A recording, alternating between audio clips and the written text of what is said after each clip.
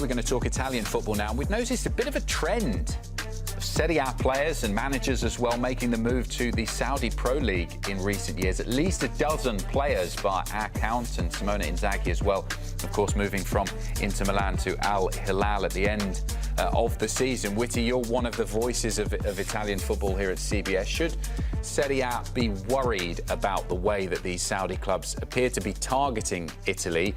Obviously, more players than managers, but they're looking at the big talent in terms of players and managers to try and bring them to the Saudi Pro League. Should Italy be worried?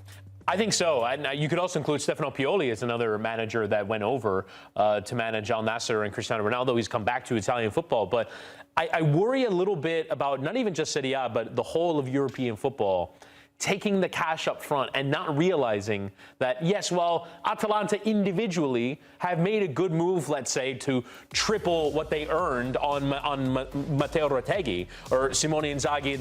That's a different story. But I do think the players, they're taking the cash and they'll reinvest it, but in the end, you're building up a competitor that you might not be able to ever eclipse. If the Saudi project continues all the way through to 2034 when they host the World Cup, then by the time we get there, might have a really strong league, and you're never going to re-overtake them. So I think you're, in some ways, providing the seed players to get them started, and eventually they will grow. And I really am worried a little bit about the Saudi Pro League because they're clearly here to stay for the next 8 to 9 years, and if they keep buying up the best players, this is the top goal scorer in Reteghi's case from Serie A last season, and you just say, oh, well, there will be a new one. Well, it might not be as good, or you could have built up the story of Reteghi. In previous years, he would have gone to Juventus or to Milan or to Inter or whomever. Instead, he's going to the Saudi Pro League.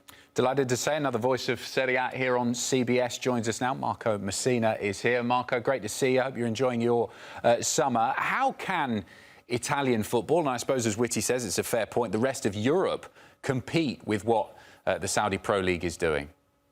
Absolutely. Chris is right. And it's almost impossible because a lot of those players and the coaches that you showed there have to make a life decision.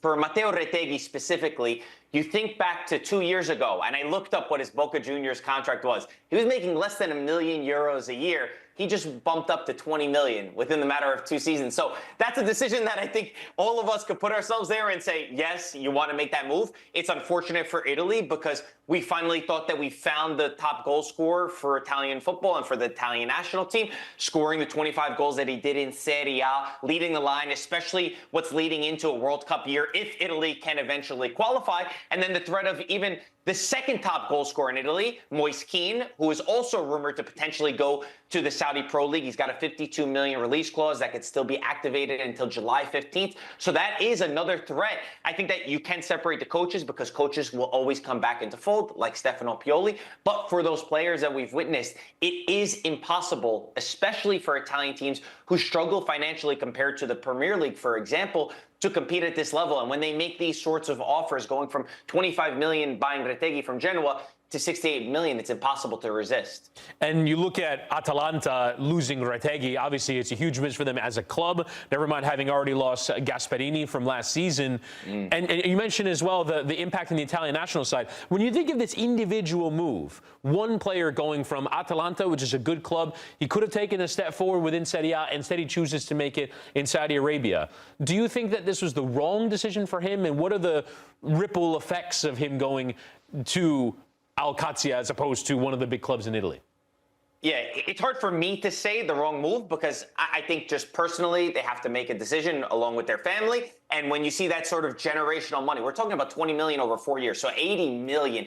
It's impossible for me to say, oh, you made the wrong decision. If we talk about professionally, then absolutely. Although I was impressed with Al Hilal at the Club World Cup, and I thought their level was very high, and to be going up against this sort of competition, there's something to be said about that. But Gravina, who's the head of the Italian Federation, came out saying, we don't like this. We don't want this to be happening. Now you're putting Gatuso in a tough position to make his selections. I think ultimately, because of the selections that Italy has or the lack thereof, he still will be called up. But the hope and the prayer is that a Lorenzo Luca, for example, who could be going to either Atalanta or Napoli, one of the two, maybe he could flourish, right? If you think back to Retegui at Genoa, there's a lot of people that laughed at Retegui on Genoa, and now he became the top goal scorer. So the hope is that a player like Luca or Francesco Pio Esposito, some of these younger Italian players can blossom the way that Retegui did.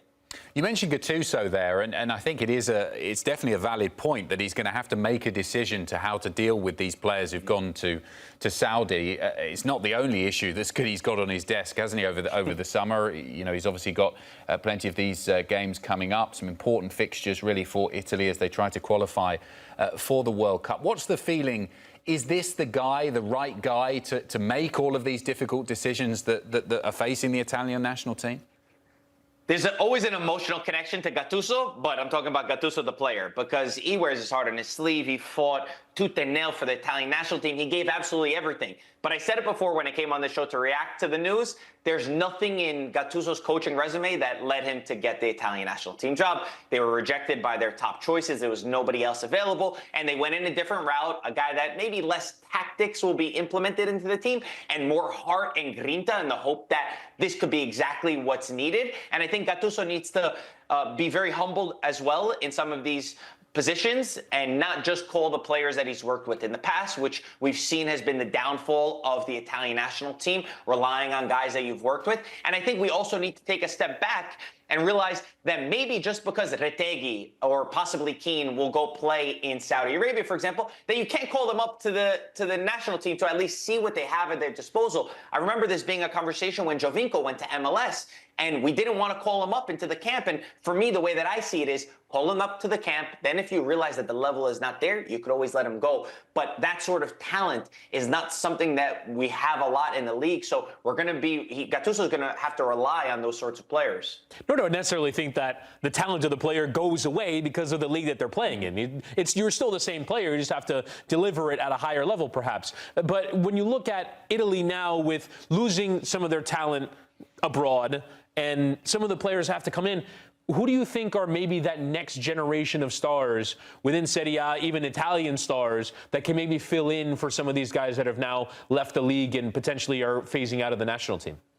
So the first thing that we have to talk about is Scamacca coming back from injury, because that was the guy that was actually replaced by Retegui when he initially got injured.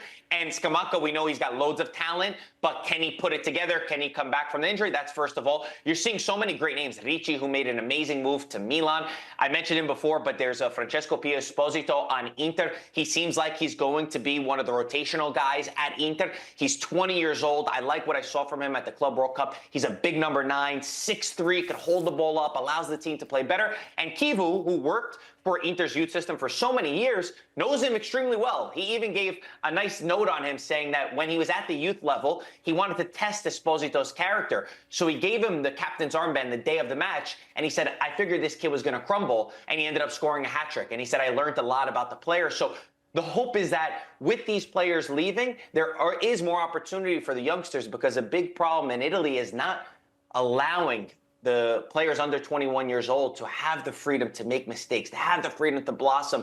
And it's always a difference between the chicken and egg. What came first? Is there no talent, or are we not giving the talent any opportunity to play for? And I have a feeling the latter is a little bit more true.